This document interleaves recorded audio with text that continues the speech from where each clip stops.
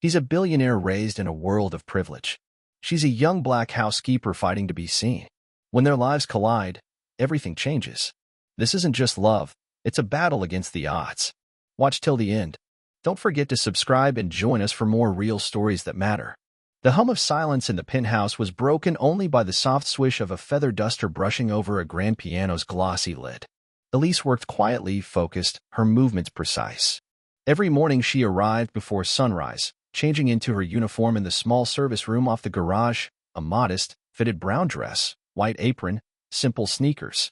She rarely saw the man who owned the place, but she'd cleaned every inch of his 12,000-square-foot fortress. She moved through the rooms with the grace of someone who'd learned how to disappear. Today, she was dusting the music room, his favorite, judging by how often the lights were on late at night. A record player in the corner. Shelves of old vinyl. A cello propped against a wall. A room filled with echoes of a man who didn't say much. Then she heard footsteps. Real ones. Fast ones. Turning. Before she could back out, the door creaked open. He didn't mean to scare her. He never did. Blake was just looking for a file he'd left the night before. But when he opened the door and saw her standing by the piano, sunlight outlining her figure, time paused. Elise looked up sharply, startled. "I'm sorry, sir. I didn't hear you." "No. It's okay. He gestured vaguely toward the bookshelf. "Forgot something." Their eyes met. For a second too long. Then Elise dipped her head and returned to the piano, her cheeks warm. Blake stood frozen by the doorway, file forgotten. Something about the way she moved, the care she gave even to dust, it stirred something in him. And that disturbed him. Blake Whitmore III, heir to an empire built on real estate, had everything. At 30, he lived alone in a penthouse overlooking the city, owned multiple businesses, and could buy nearly anything he wanted, except, perhaps, peace of mind. His parents had died when he was 24, a car accident upstate.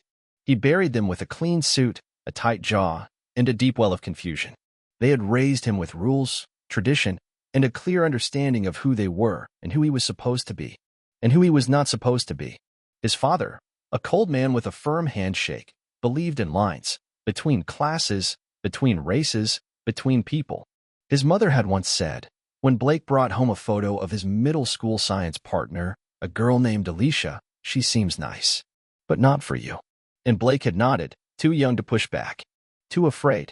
That old wiring still hummed quietly inside him. Until today. Until Elise. Elise didn't see him much.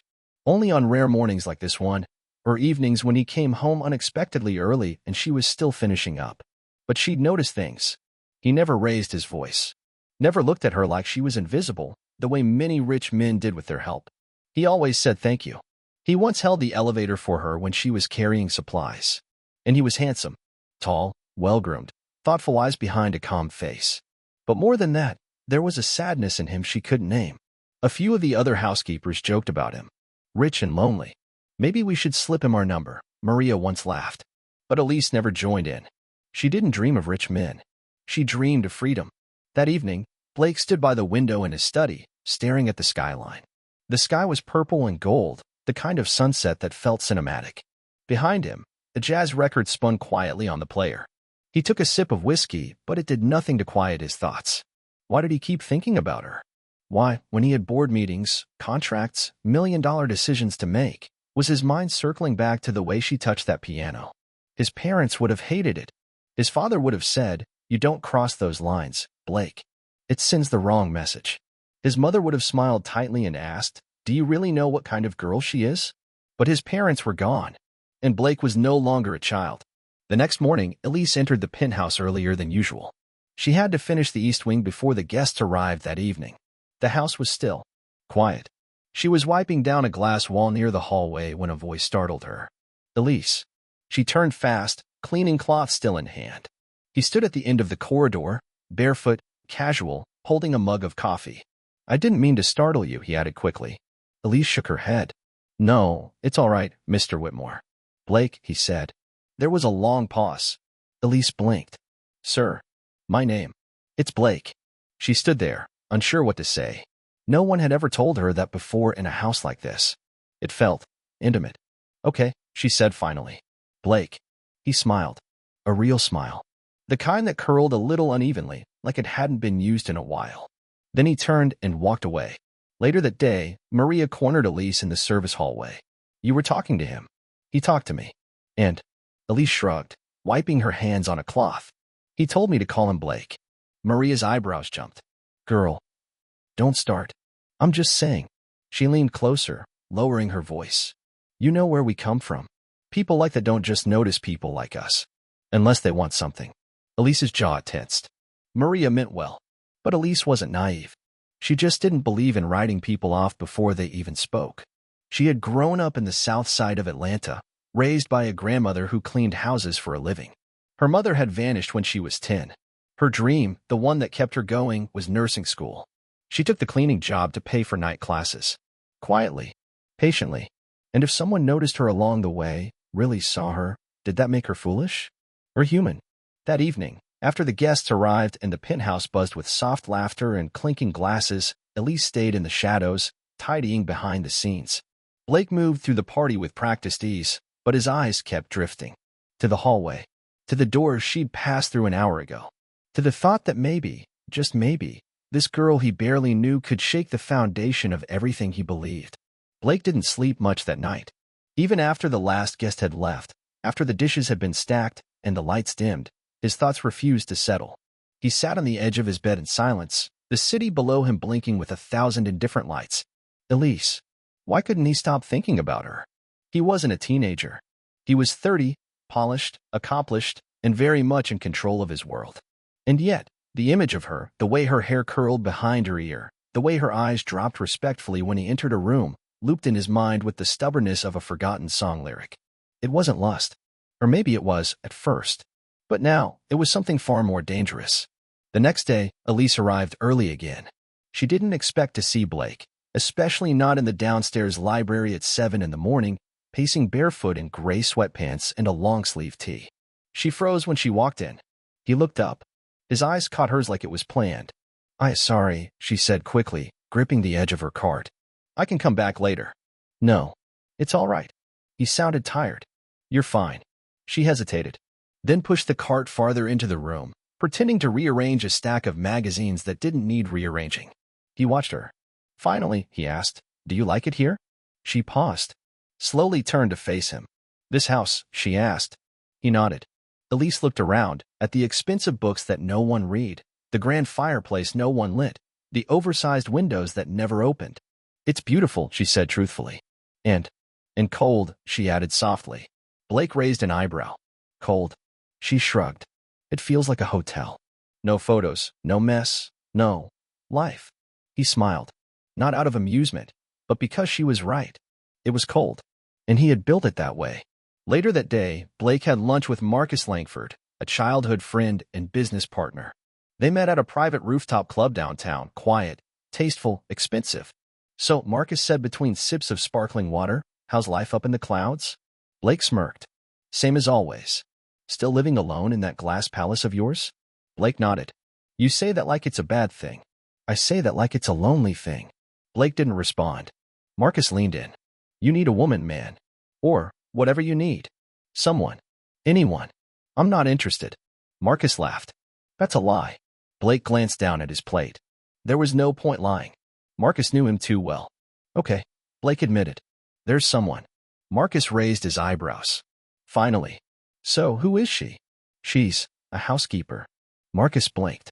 Wait, you mean like, your housekeeper? Yeah. Marcus leaned back, slow and deliberate.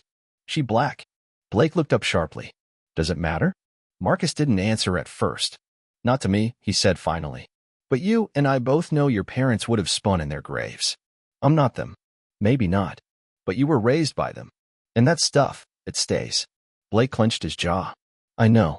Just be careful, Marcus said, tone softening. For her sake. Don't start something you can't finish. That night, Elise stood in the staff hallway waiting for the elevator. Maria passed her on the way out and gave her a look. Girl, she said under her breath. He was asking about you today. Mr. Whitmore. Elise's heart skipped. What do you mean? I mean he was looking around like he was noticing you. Elise swallowed. Maria leaned in. Just be careful. Rich men love to play. I'm not playing, Elise said. I'm not saying you are. I'm saying they don't always see the difference. The elevator dinged. Elise stepped in, her chest tight. Upstairs, Blake stood in the hallway near the music room again. The record player was off this time. The light was low. He heard the elevator. He waited. Then footsteps. She turned the corner. They stood face to face. Neither moved. Neither spoke. Elise looked up at him, cautious, but unafraid. "I wanted to ask you something," Blake said quietly. She nodded. "Do you want to sit down?" "Just to talk." Elise tilted her head. "You want to talk?" He smiled gently. "Is that so hard to believe?" She hesitated. Then, slowly, nodded again. They sat on opposite sides of the room, him in a leather chair, her on the low window bench. The space between them was filled with quiet. He asked where she was from. She told him South Atlanta. Raised by her aunt. Public school. First in her family to graduate. He asked why she took this job. "To pay for night school," she said. "I want to be a nurse." He smiled. "That's admirable." She shrugged. "It's just survival." "No," he said, voice low. "It's purpose." They talked for nearly an hour about music, cities they'd never seen, the feeling of being watched but never seen. When she finally stood to go, he walked her to the elevator. Before she stepped in, she turned to him. "Thank you," she said. "For what?" "For talking to me like a person." And she was gone. Blake stood alone in the hallway, the echo of her words still in the air. For the first time in a very long time, he didn't feel cold. The following days unfolded with a new rhythm. It wasn't love yet. Wasn't a relationship. Wasn't even friendship. But something had undeniably shifted. Elise moved through the penthouse with more caution, not because she feared Blake, but because she wasn't sure what this was becoming. It made her nervous in a way she hadn't felt before. Not scared, not uncomfortable, just deeply aware. Of herself. Of him. Of the silence between their words. Blake, on the other hand, was trying and failing to get her out of his head. He sat in the boardroom overlooking Midtown, nodding along as one of his executives droned on about quarterly projections. A graph blinked on the screen. Another number. Another record high. Blake's company was thriving, the real estate deals booming, luxury towers rising with his name etched in the foundation. But his mind was stuck somewhere else, on a narrow waist, quiet eyes, and the way she had said, "Thank you for talking to me like a person." The words haunted him. How many people in his world didn't talk to her like a person? Elise came home late that night, peeling off her shoes in the narrow apartment she shared with her cousin Brianna. It was modest, 2 bedrooms, thin walls, a flickering ceiling fan, but it was home. For now. Brianna looked up from the couch, munching on popcorn. "You look weird." "I feel weird," Elise muttered, heading to the kitchen to grab a bottle of water. "Did something happen? Did that man say something to you?" Elise hesitated. "Not like that," she finally said. "He's just different." Brianna's eyes narrowed. "Girl, don't get all caught up in that pretty boy rich dude fantasy. It never ends well." "I'm not," Elise insisted. "Maybe too fast." Brianna sighed. "I'm just saying, don't be the side story in someone else's movie." Elise said nothing, but those words settled in her chest. Blake tried to keep things professional. He truly did. He avoided unnecessary interaction. Spoke less when she was around. Skipped the music room. Skipped eye contact. Skipped her. It didn't work. One afternoon, he returned home early and found Elise in the garden terrace, crouching to trim dead leaves from a flower pot near the wall. She didn't see him at first. The sunlight hit her skin like honey. The wind lifted the ends of her braids as she concentrated on the plant. She looked peaceful. Blake stood there, watching her, and then caught himself. This isn't right, he thought. She works for me. But his feet moved forward anyway. She looked up. They locked eyes. She stood slowly, brushing her hands on her apron. "Beautiful day," she said. He nodded. "You come out here a lot?" "When I can. Plants don't ask for much. Just sunlight. And patience." He chuckled. "I should spend more time with plants." She smiled gently. "Might help." That was it. Nothing happened. No touch. No promise. But that tiny moment was louder than it should have been. The next morning, Blake's assistant, Nicole, an elegant blonde in her 40s, entered his office holding a tablet. "You've got press at the gala Friday," she said. "Should I send your usual date?" Blake blinked. "My usual date?" Nicole smirked. "The one that wears red and talks about horses." He exhaled. "No.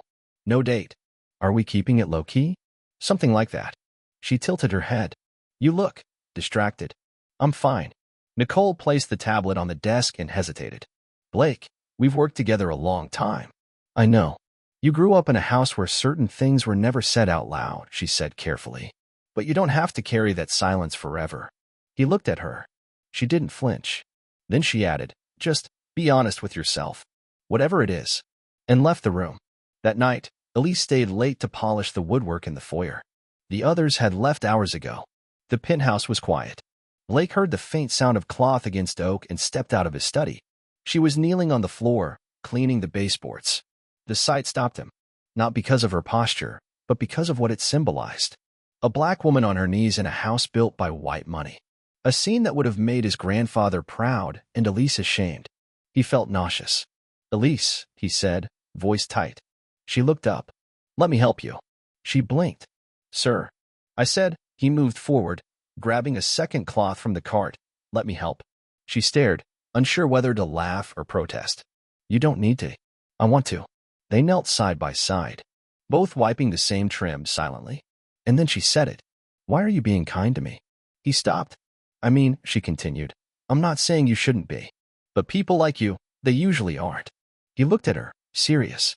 What kind of person do you think I am? I think you're trying to figure that out. The honesty in her voice cracked something inside him, and he nodded. You're right. Elise didn't tell anyone what happened that night. Not about Blake kneeling beside her. Not about the way his eyes softened when he asked, what kind of person do you think I am? Not about the feeling that bloomed in her chest afterward, a confusing cocktail of warmth, anxiety, and something dangerously close to hope.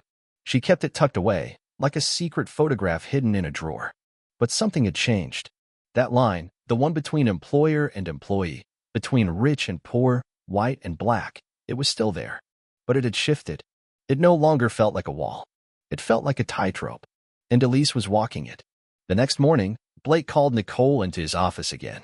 I'm skipping the gala, he said flatly. Nicole raised an eyebrow. That's not recommended. I don't care. She crossed her arms. You're the face of your company. The donors will ask questions. Then tell them I have the flu.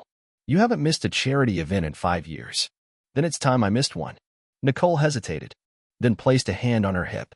Does this have anything to do with someone on staff? Blake didn't answer. Nicole sighed. I'm not judging you, Blake. But if you're serious about whatever this is, you'd better be ready for the storm that comes with it. I'm not doing anything. But you want to. He met her eyes and said nothing. Later that day, Elise found herself humming while folding towels in the linen room. She caught herself and stopped immediately. She couldn't afford to float too high. Reality always pulled her back down. The fantasy of a man like Blake noticing someone like her was just that fantasy. People like him didn't cross those lines. And even if they did, there were always strings attached.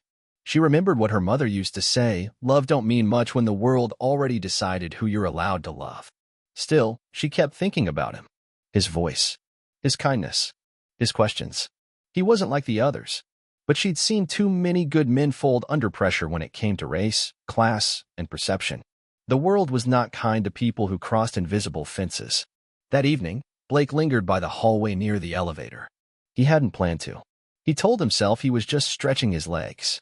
Just walking. But then Elise turned the corner, cart rolling behind her, and stopped short. They locked eyes. Again. Hi, he said, voice low. Hi, she said back, cautious. You off for the night? She nodded. I was wondering if he stopped himself. Restarted. If you'd want to talk. Just talk. Like last time. She stared at him. He added quickly, I know this is unusual. I know this could be crossing a line. If you're uncomfortable. I'm not. His shoulders relaxed. But I need to know, she said firmly, what this is. He nodded. So do I. They sat in the sunroom this time. A quiet, plant-filled space with soft lighting and wide chairs. Blake made tea. Elise noticed his hands trembled slightly as he poured. They talked about childhood. He told her about boarding school, the pressure, the loneliness, the rigid expectations of his father. How love in his house was earned, not given. She told him about her aunt, a woman with rough hands and a soft heart, who taught her how to sew, how to pray, and how to survive. They laughed about the music they both liked. They disagreed about pineapple on pizza. At one point, she leaned back and looked at him differently, like she was seeing more than a man in a penthouse. You're not what I expected, she said. Neither are you, he replied. But then her phone buzzed. She looked down at the screen. A reminder. Night class. 9:30 p.m. She stood quickly. I have to go. I'll call a car. I'm fine. Elise. I take the train, she said with a smile. just like everybody else. He stood with her. I'm not trying to control you. I know, she said. Then softer, but this isn't a fairy tale, Blake. I don't think it is. She looked at him long, then walked away. That night, Elise sat in class barely hearing the lecture. Her professor was outlining wound care techniques, but her mind was elsewhere. What if she was making a mistake? What if she was letting herself believe in something that could never exist? Not really. She thought of all the stories she'd heard from other women. The promises. The secrets. The heartbreak. She didn't want to be someone's secret. Blake sat alone in the sunroom long after she'd left. He stared out at the city, fingers tapping against the teacup. His mind was loud. Louder than it had been in years. And then, like clockwork, came the voice of his father. There's a place for everyone. You step outside it, and you pay the price. He closed his eyes. He didn't want to be that man. Didn't want to carry that hate. Didn't want to pass it on to children, to employees, to himself. He wanted something else. Someone else. The next morning, he left something on the kitchen counter. Not flowers, not jewelry, nothing grand. A simple envelope. Inside, a handwritten note. I see you. I respect you. I'd like to know you as a man, not a boss. Blake. Elise found it after she clocked in. She read it once. Then again. Then folded it carefully and placed it into her bag. And smiled. For a few days, nothing changed on the surface. Elise still came to work early, dressed in her simple gray uniform, her hair tied back neatly. She moved quietly from room to room, cleaning, folding, dusting, just like before. But inside, everything had changed. She carried Blake's note in her bag like a secret flame. She hadn't answered him. Not yet. But she kept rereading those lines. I see you. I respect you. I'd like to know you as a man, not a boss. It was the first time a man had ever spoken to her like that. No games. No power play. Just truth. But still, this was dangerous ground. In the kitchen, Maria, the oldest housekeeper, was washing dishes when Elise came in. Morning, Mija, Maria said with a sly smile. You glowing today? Elise blinked. What? Maria pointed a wet finger at her. Don't lie. I know that look.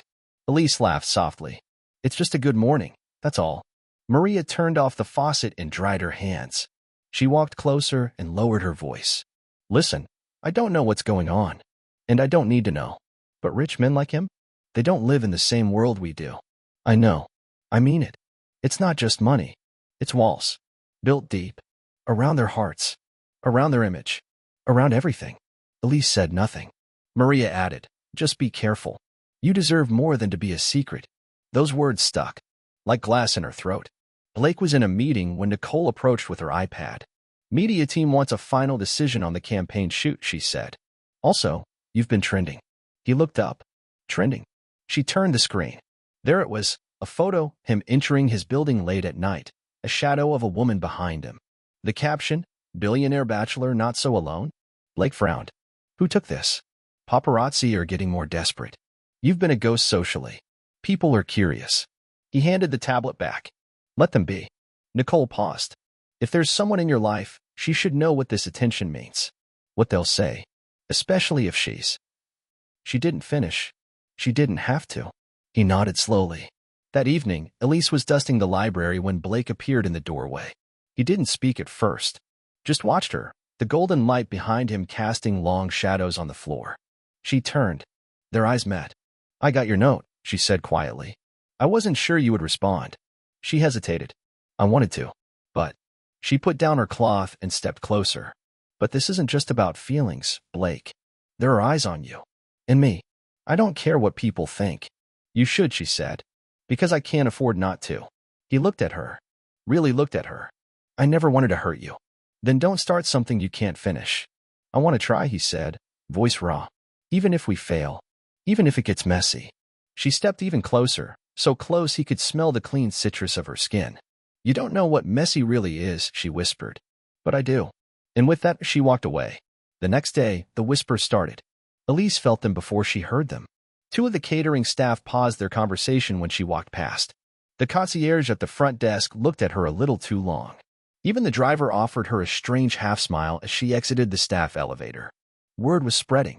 Someone had seen something. By the afternoon, Blake called her to his private office, a place staff rarely entered. When she walked in, he was standing by the floor-to-ceiling window, hands in his pockets. Elise, he said, turning to her. I think we need to talk. For real this time. She nodded. I'm not going to ask you to hide, he said. And I'm not going to pretend this is simple. But if we want to move forward together, we need to decide how. She looked at him, surprised by the sincerity in his voice. I don't want you to risk anything, he continued. Your job, your dignity, your peace. But I also don't want to pretend I don't feel what I feel. Silence. Then she said, okay. He blinked. Okay. I'm not saying yes to whatever this is, she clarified. But I'm saying I'll talk. I'll try. That was all he needed. He smiled, and for the first time in weeks, so did she. That night, Elise returned home to find Brianna sitting on the couch scrolling through her phone. Elise, she said, not looking up. Why is your name all over Twitter? Elise froze. What? Brianna turned the phone around. There, in a blurry zoomed-in photo, was Elise's silhouette walking beside Blake in the garden terrace.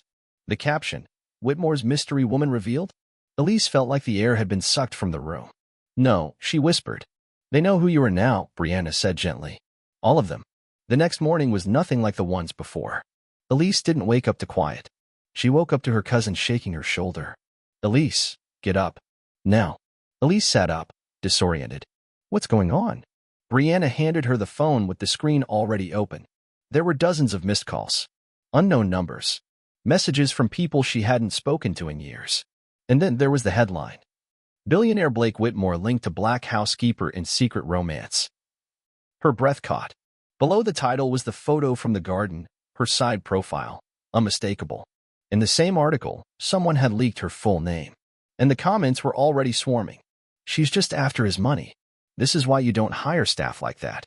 Classic scandal. She'll be gone in a week. Somewhere even worse. Much worse. Blake's penthouse was in chaos. His PR team was already camped in the kitchen. Nicole was fielding nonstop calls, her voice clipped and efficient. Blake, however, was quiet. He sat at the end of the long marble dining table, reading the same article Elise had just seen. Nicole approached. This is bigger than just gossip. I know. They've got her name. Her photo. They've already dug up her high school. There are posts accusing her of being a... Don't say it, he interrupted, his jaw tight. Nicole looked at him, her voice softening. You care about her. I get that. But she's not ready for this. No one is. I need to see her. Blake.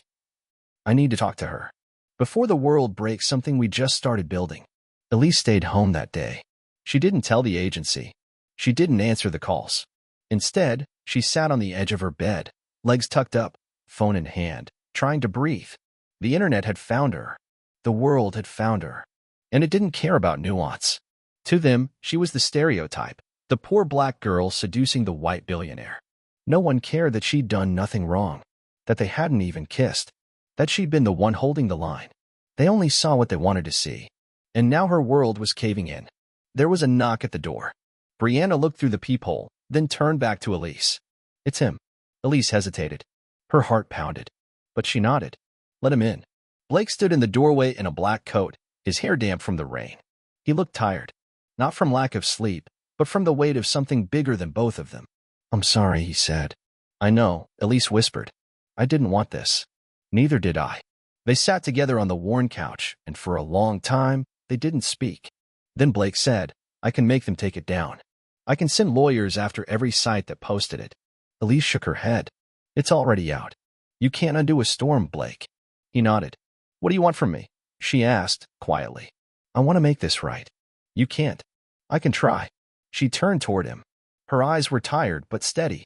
I need to know this isn't just a rebellion. That I'm not just the opposite of your world. You're not, he said. You're real. And I haven't felt something real in a long time. That made her look away. And you? He asked. What do you want? She paused.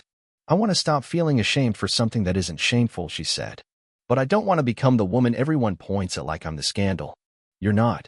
I am, Blake. They've already decided that. I'll protect you. She looked at him, and for the first time, she didn't look afraid. She looked angry. No, Blake. You don't get to protect me. You get to stand with me. He blinked. I don't want to be a secret, she continued.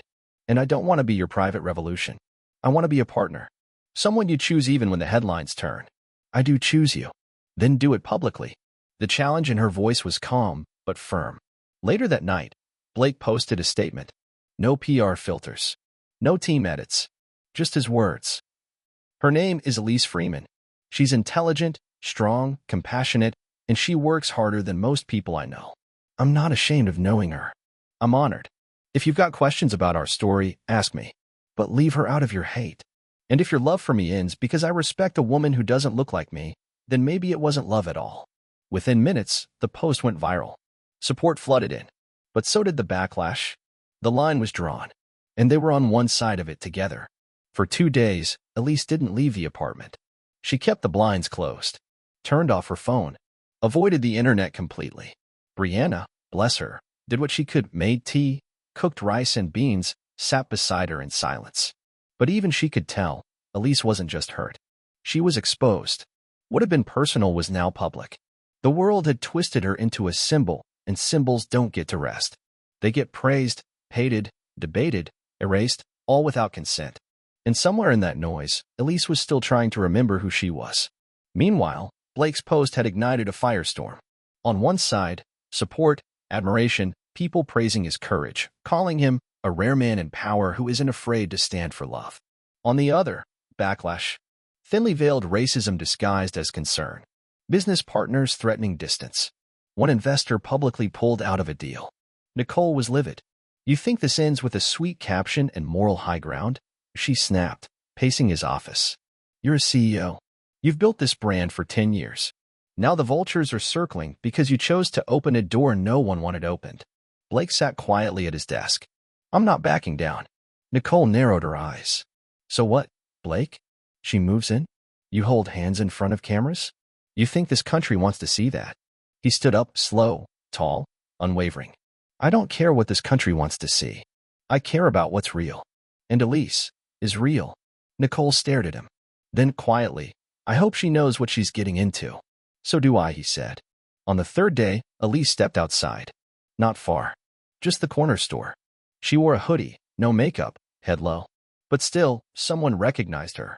A middle-aged black woman by the bread aisle. She didn't ask for a selfie. She didn't whisper behind her phone. She just smiled. I see you, baby, she said. Don't let them make you small. Elise's throat tightened. She barely managed a nod before hurrying out of the store. But something had shifted. Not the world. Her. That night, Elise stood on the balcony of Brianna's apartment, city lights blinking in the distance. She thought about her mom, how hard she worked cleaning hotel rooms, how she always told Elise, never let a man hand you the world like he owns it. But Blake hadn't handed her the world. He'd asked her to stand beside him in it. And maybe, just maybe, that mattered. The next morning, she called him. He answered on the first ring. Elise, he said, breathless. I need to see you. They met in the garden terrace, the same place where the photo was taken. This time, no shadows. No distance. She walked right up to him, her shoulders squared. I'm not ashamed of you, she said. And I'm not afraid of them. Blake's eyes softened. You sure? No, she admitted. But I'm sure of you. He reached for her hand, slowly, giving her time to pull back. She didn't. They stood there for a long time, their fingers laced, surrounded by green leaves and golden sun. No cameras. No headlines. Just two people, choosing. But choosing didn't mean the world would follow quietly. A week later, Elise received a message from the cleaning agency. Due to circumstances affecting the client's public image, your services are no longer required. She read it 3 times. Then once more, just to be sure. And then as she laughed, not because it was funny, because it was predictable, Blake offered to pull strings, hire lawyers, even rehire her himself under a new title. She declined. I'll figure it out, she said. I always do. He watched her with something between awe and grief. You shouldn't have to. Maybe not, she said. But this world still makes people like me work twice as hard to get half as far. He nodded, slowly. And I'm not going to be anyone's pet project, Blake. Not yours. Not theirs. You're not, he said. You never were. 2 weeks later, Elise sat in the small office of a local nursing school. She slid her final application across the desk. The woman behind it smiled. We'd love to have you, Elise. With your experience, I think you'll be a great fit. Elise exhaled. She was doing it. Not because she'd fallen into money. Not because she'd fallen in love. But because, finally, she was standing on her own path. That night, Blake came over with takeout and cheap wine. They sat on the floor, eating noodles out of cartons, laughing over a rerun of Living Single. At one point, he looked at her and said, "You still make me nervous." She blinked. "Why?" "Because you're not afraid to tell me the truth." Elise smiled. "And you still make me nervous." He raised an eyebrow. "Why?" "Because you're rich. And white. And you keep bringing wine that tastes like blueberries." They both laughed. But beneath the laughter, there was something else. Trust. Not perfect. Not easy. But real. 3 months later, Elise was standing outside a door she never thought she'd approach again, the entrance to one of the most exclusive restaurants in the city.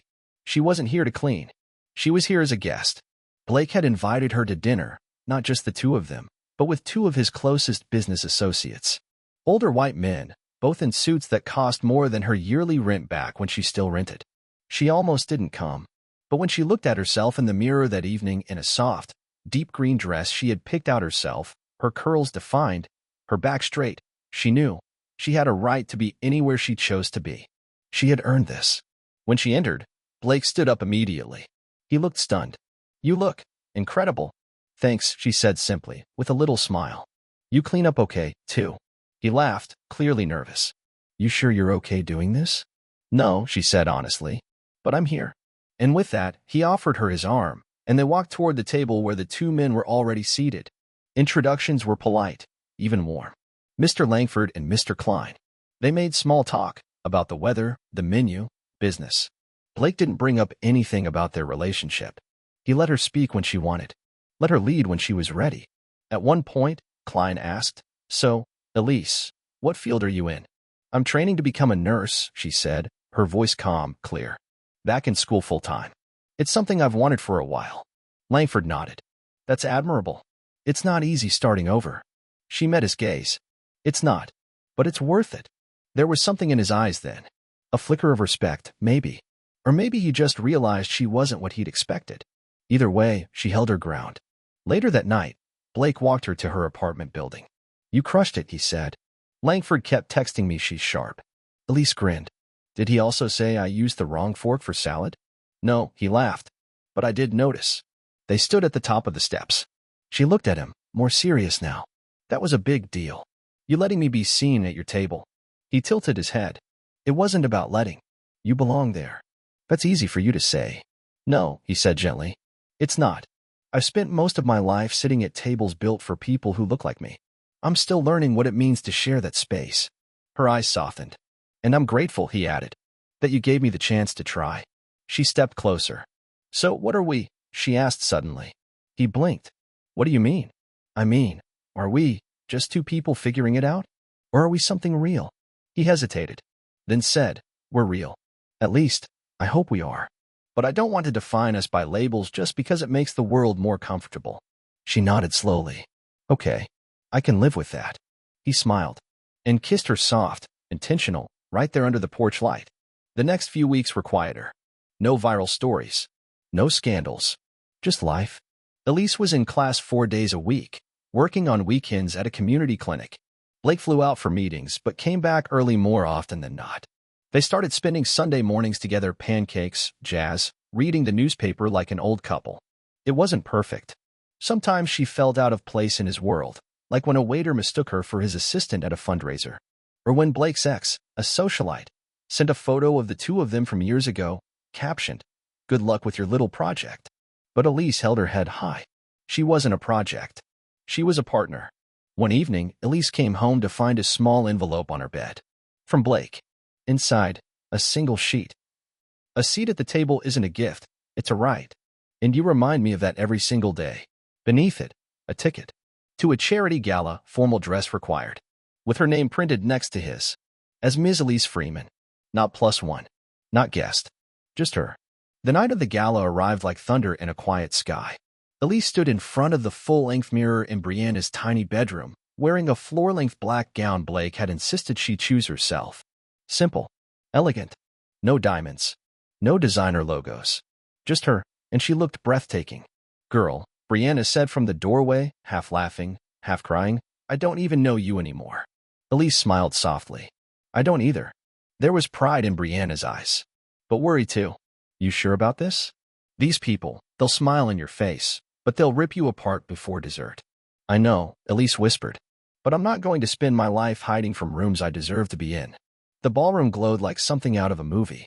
Chandeliers sparkled overhead, white-gloved servers moved like shadows, and every table was dressed in gold and ivory.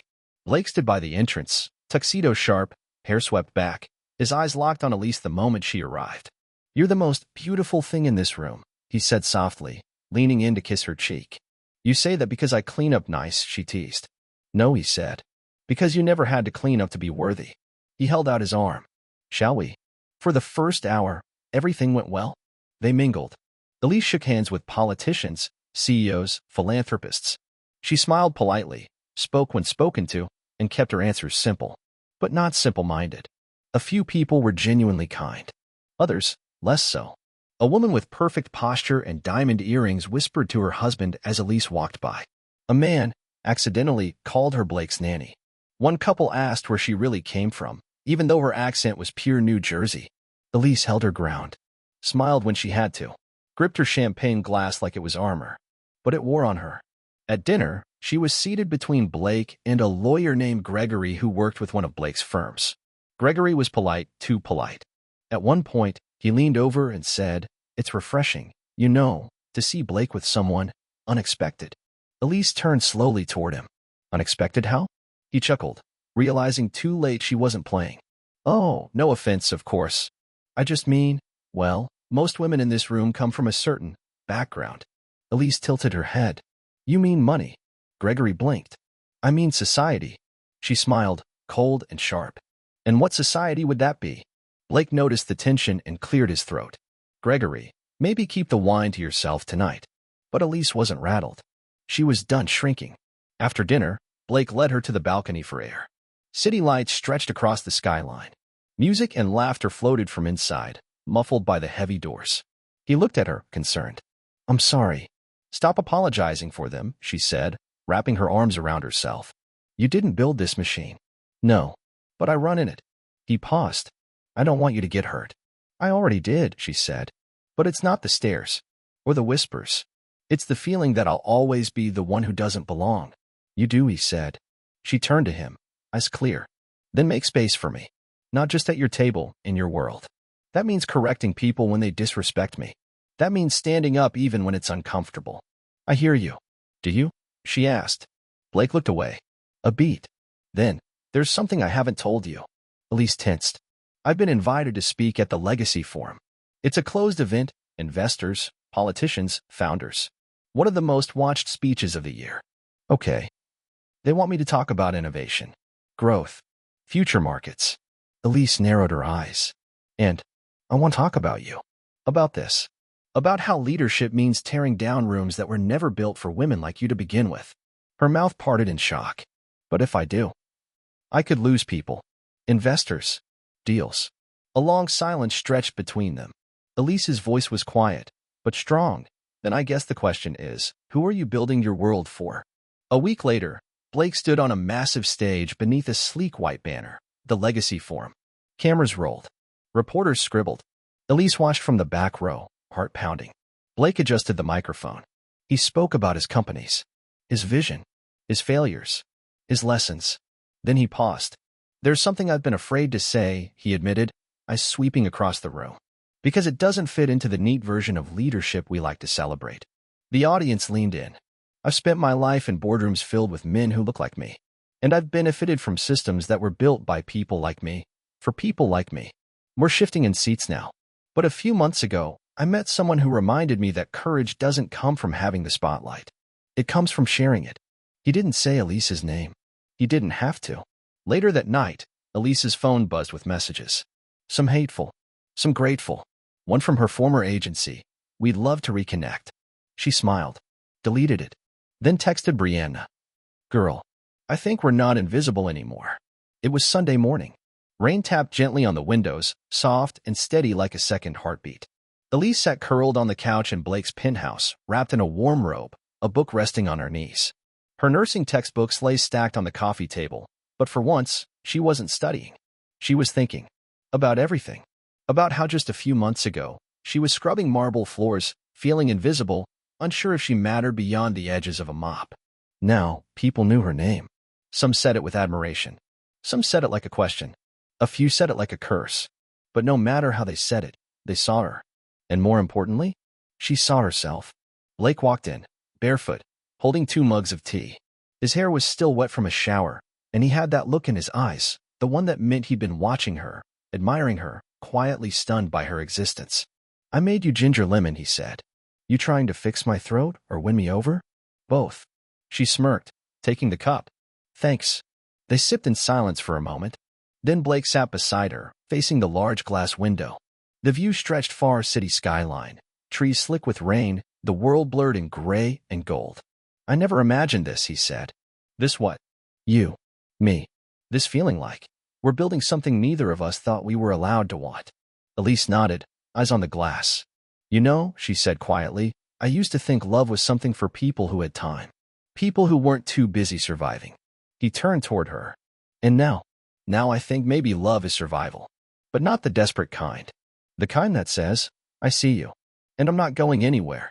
Blake reached out, took her hand. "I'm not," he said. Over the next month, things changed slowly, intentionally. Elise wasn't Blake's hidden secret. She walked into meetings with him, not as a girlfriend, not as a token, but as herself. He introduced her by name, spoke openly about her ambition to become a nurse, about the barriers she'd overcome. At first, the media tried to spin it. Headlines like, "Billionaire's Cinderella, the cleaning lady who captured his heart." But she refused to play their role. In her first official interview, she said, "I didn't capture anything. He met me where I was, and I met him back. Love isn't a rescue mission. It's a partnership." The interviewer blinked, stunned. But viewers ate it up. Blake's company launched a new initiative, scholarships for young women of color in healthcare and education.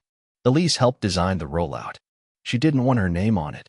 But Blake made sure everyone knew who the heartbeat behind the project really was. "You're not just inspiring change," he told her one night. "You're causing it." She laughed. "Careful.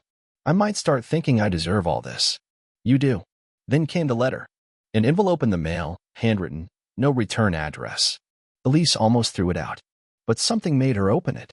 Inside, "Dear Elise, you don't know me, but I saw your story. My daughter is 15. She thought her future ended when she got pregnant last year. Then she saw you. Now she's applying to nursing school. Thank you for showing her that black girls can shine in any room, not just clean them."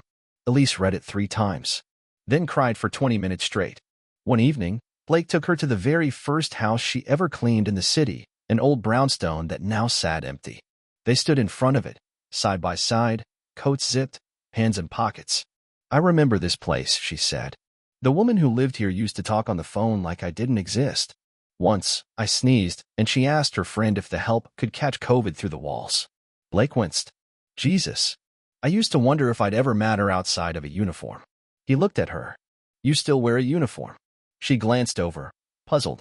"It's just invisible now," he said. "Made of strength, and fire, and stubbornness." She rolled her eyes. "You're such a nerd. And you're stuck with me." That night, back in the penthouse, Elise walked to the tall window in the bedroom. Rain again. City lights again. But everything felt different. She stood there a while in silence. Then Blake joined her. They didn't speak. They just stood 2 silhouettes, shoulder to shoulder, watching the world they no longer feared. Elise reached down, took his hand.